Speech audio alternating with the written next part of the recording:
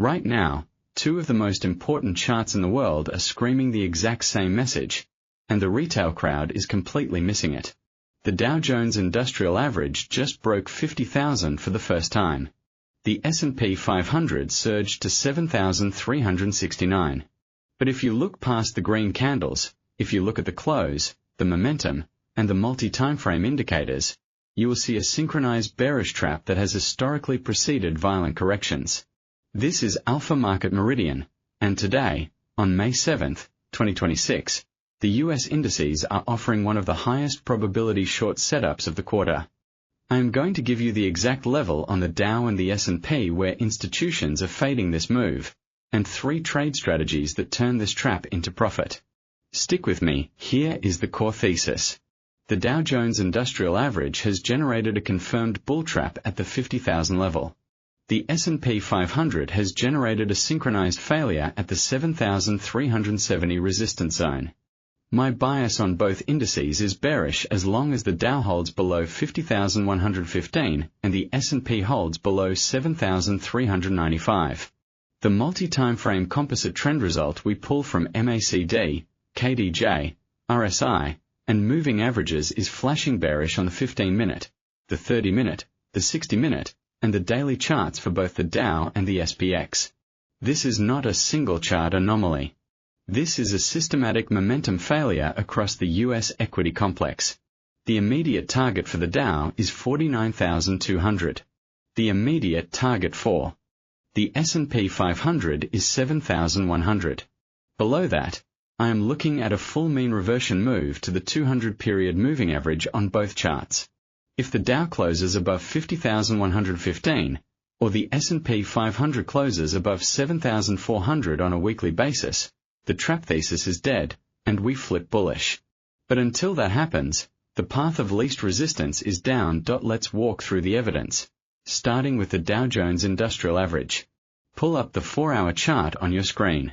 You see the explosive spike to 50,011.53. Now look at the moving average ribbon. The 5-period moving average is at 49,727, the 10 is at 49,562, and the 20 is at 49,423. Price is stretched nearly 600 points above the 20-period mean. That is a massive deviation. On the 4-hour chart, the MACD histogram is already rolling over, and the signal line has crossed bearish. The composite trend result for the MACD 12, 26, 9 on the 5-minute, 15-minute, and 30-minute charts is unequivocally bearish. The RSI on the 60-minute had spiked to 70.93 and is now curling down. The Williams %R on the 60-minute is slammed at negative 9.19, pinned to the upper band. The CCI on the 60-minute hit 103.85, deep into overbought territory. These are not hidden signals, they are a firing siren now. Switch to the daily Dow chart. The daily print shows a 600-point surge, but the close at 49,881 is well off the high. And look at the technical panel. The daily KDJ is leaning neutral, but the composite trend result explicitly says bearish. The MACD on the daily is still positive at 30.78, but it is flatlining. Price at 50,000 versus a flat daily MACD is the textbook definition of a momentum divergence. The BBI, the bull-bear index, is already flashing a sell signal. And the DMI, the directional movement index, has dropped to 4.52, showing a total collapse in trend strength. The weekly chart, which looks back over a year, shows price ripping higher, but every single moving average, the MA5, MA10, MA20, MA50, MA80, MA100, MA150, and MA200, all show trend results of bearish. That tells you the long-term structure is extremely stretched and prone to a snapback. The volume on the breakout was only 6,413 million, not a blow-off, it was distribution. The trap is set. Now, let's move to the S&P 500, and you will see this trap is not confined to the Dow. The S&P 500 cash index spiked to 7,369.22 and closed at 7,343.92. Pull up your 4-hour SPX chart. Price is violently extended above the MA5 at 7,278, the MA10 at 7,249, and the MA20 at 7,212. The MACD on the 4-hour is reading a pathetic 21.28 for a 105-point gain. That's a momentum failure. The 60-minute MACD trend result is already bearish. The daily chart is even more alarming. The RSI on the daily is 85.25, which is extreme overbought. The daily Williams %R is negative 1.28, telling you the market is sitting at the absolute top of its recent range with zero room to run.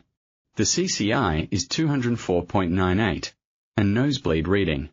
And here's the critical piece. The weekly MACD is at 94.15, and it has been flatlining for weeks while price keeps pushing higher. That is a massive weekly bearish divergence. The weekly MA5 is only at 7,142. We are trading more than 220 points above the weekly 5-period mean. Mean reversion from that extreme is not a guess. It is a statistical high probability event. Look at the multi-timeframe moving average array on the S&P 500. The 60-minute, 4-hour, daily, and weekly moving averages all have the MA5, MA10, and MA20 in bearish alignment in the trend result panel. The BBI is flatlining, and the DMI is collapsing. The composite is screaming that the internal power of this rally is gone. The volume on the 4-hour chart dropped off sharply, which tells you the buying is exhausted. The S&P 500 spike to 7,369 was a liquidity grab above the prior high, engineered to trigger by stops and trap late longs. The rejection is the signal. What makes this setup so powerful is the confirmation between the two indices. The Dow failed right at its psychological 50,000 resistance. The S&P 500 failed at its 7,370 structural resistance. They failed together, in the same session. But look deeper. The Dow's Transport Index, which usually leads, actually diverged yesterday and closed red. The S&P 500's rally was driven by a few megacap tech stocks, while the equal-weighted S&P 500 underperformed dramatically. This is a classic breadth divergence. When the Dow and the S&P 500 both generate failed breakouts with falling momentum on the same day, the probability of a joint correction skyrockets. The fact that the Dow closed off its highs while the S&P held up slightly better is not a sign of strength. It's a sign of rotation from cyclicals into defensive megacaps, which typically happens right before a broad sell-off. Correlating these two charts, the joint support levels are clear. Dow 49,200 aligns with S&P 500 7,100. If both break, the downside accelerates. What caused this spike and subsequent trap? On May 6th, we got the ISM Services PMI, which printed at 55.2, a strong beat. That temporarily killed the recession narrative. Algorithms and momentum funds bought equities instantly. However, the bond market told a completely different story. The 10-year Treasury yield spiked alongside equities, moving back above 4.5%. That rise in real yields is poison for rate-sensitive indices like the Dow, and it eventually weighs on growth stocks in the S&P 500 as well. As the session wore on, the fixed income market tightened, and equities began to roll. The institutional flow data from yesterday's session shows a net inflow into inverse ETFs and short funds, even as the headline indices surged. That is a classic smart money divergence. Now, today we have Neil Kashkari speaking. The market is aggressively pricing in a dovish Federal Reserve pivot for later this year. If Kashkari, who is known to be hawkish, pushes back on rate cut expectations, the overextended indices will fall hard. The initial spike was a liquidity event, not a fundamental re-rating. The trap was built on thin liquidity, and the reversal will be swift when the narrative shifts. Tomorrow, we have the Producer Price Index. If PPI comes in hot, stagflation fears will reignite, and the sell-off will accelerate dramatically. Now, let's integrate the intermarket signals, because the biggest trades are confirmed across asset classes. Bitcoin, which has been a leading indicator for the S&P 500 this cycle, is stalling right at a critical resistance. The BTC-USD pair stopped dead in its tracks during this equity rally, and the CME futures are showing a gap that wants to fill lower. Historically, when Bitcoin diverges bearishly from a surging SPX, it is a major risk-off warning. The correlation breakdown is a red flag. Next, the US dollar index.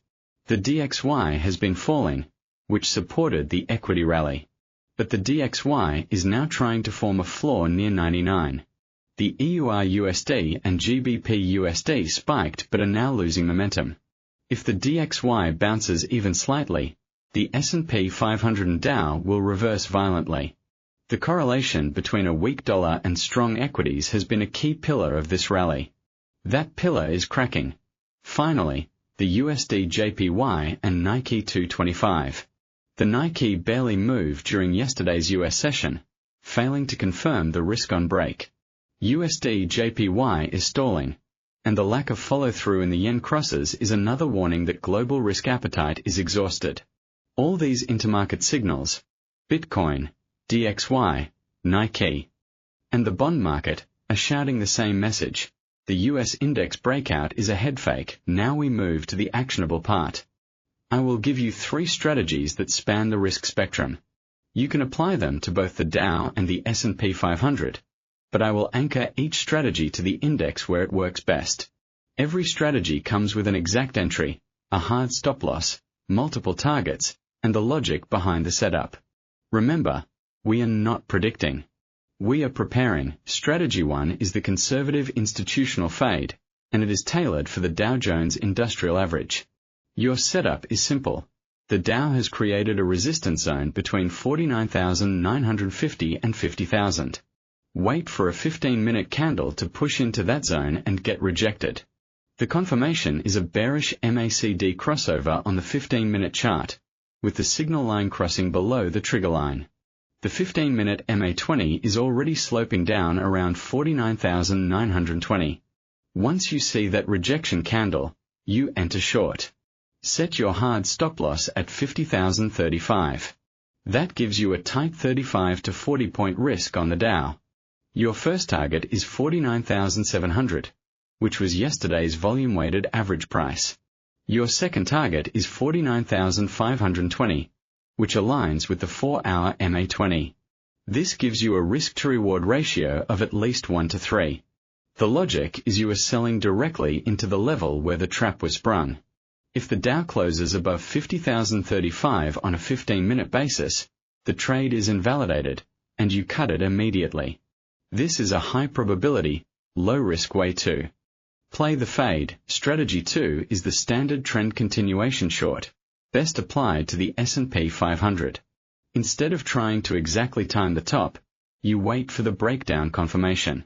Your trigger on the SPX is a 60-minute candle close below 7,260. Why 7,260? Because that is yesterday's intraday swing low, and it coincides with the fast 5-period moving average on the 60-minute chart breaking. A close below that level confirms that the intraday trend has reversed. You enter short at the close of that candle. Place your stop loss above the session high at 7,370. That is a 110-point risk on the S&P 500. Your first target is the 60-minute MA60, which sits at roughly 6,918. That's a huge 340-point drop. Your second target is the daily MA50 at 6,845. This offers a risk-to-reward of over 1 to 3. Once price hits your first target, trail your stop to break even. The failure condition is if the SPX immediately reverses and reclaims 7,320 in the following 2 hours. This strategy lets the market prove the break is real before you commit, avoiding the noise of false signals. Strategy 3 is the aggressive, high-speed momentum play on the Dow. This is for experienced traders who can watch the tape. Look for a scenario where the Dow breaks below 49,600 on a 5-minute candle with surging volume and a Williams percent that is slammed below -80 and staying there. If a 5-minute candle closes below 49,600, you enter a momentum short with a market order. Your stop is placed at 49,700, a tight 100-point risk. Your first target is 49,200, which is a critical intraday support and the 60-minute MA80. Your second target is the 48,800 area, which is the daily MA20. The potential reward here is massive if a liquidation cascade begins. However, this is a high-risk, lower probability trade. If the candle immediately bounces and reclaims 49,700, you exit instantly. This strategy relies on catching the heart of a stop-hunt move, and it requires rapid execution. Only risk capital you can afford to lose on a whipsaw. Before I give you the summary, we must talk about risk. The US indices are highly volatile, with an average true range exceeding 350 points on the Dow and 100 points on the S&P 500. This volatility means position sizing must be ruthless. Every single trade you take must be sized so that if your stop is hit, you do not lose more than 1% of your trading account. If your Dow stop is 265 points and your account is $50,000, your position must not risk more than $500. Calculate your size precisely. Never hold into major economic releases. Tomorrow's PPI data and today's Kashkari speech are high-impact events. If you hold a position through those, you are gambling, not trading. Place hard stop-loss orders. Never rely on mental stops. The market is designed to exploit complacency. Discipline is your only edge. Now, I see the 15-minute Dow chart is attempting to press lower as I speak. I want your participation. Are you fading this 50,000 trap with me? Or do you believe the Dow is about to launch to 55,000? Type your personal long or short line in the comments right now. Write DJIA short below 49,900 or SPX long above 7,400. Tell me your conviction. I will be pinning the highest quality comment later. This interaction builds our community and sharpens your discipline. Drop your level.to summarize this dual index breakdown. The Dow Jones Industrial Average has printed a classic bull trap at the 50,000 level, confirmed by MACD divergences, overbought readings across RSI, CCI, and Williams %R, and a bearish composite trend signal on multiple timeframes. The S&P 500 has echoed this with a 7,370 rejection, a massive weekly RSI overbought, and a flatlining weekly MACD divergence. The two indices are sending the same message. This rally is exhausted. The fundamental backdrop of rising yields, a hawkish Fed speaker, and intermarket warnings from Bitcoin and the dollar are all supporting a bearish resolution. The immediate downside targets are 49,200 on the Dow and 7,100 on the S&P 500, with a stretch target of the 200-period moving averages. The invalidation level is clear. A weekly close above 50,115 on the Dow or 7,400 on the SPX flips the bias. Tomorrow, the PPI release is the primary event. A hot producer price print will spike yields and confirm the stagflation trade, pushing both indices lower. Also, keep watching the USD JPY and Nike correlation. If the yen strengthens and the Nike drops, it will add fuel to the global risk-off fire. We cover all these assets in our daily series, so make sure you subscribe and hit the notification bell. I'm your host at Alpha Market Meridian, where we turn volatility into edge. If this analysis sharpened your perspective, hit like, comment your bias, and I will see you in the next one. Trade smart.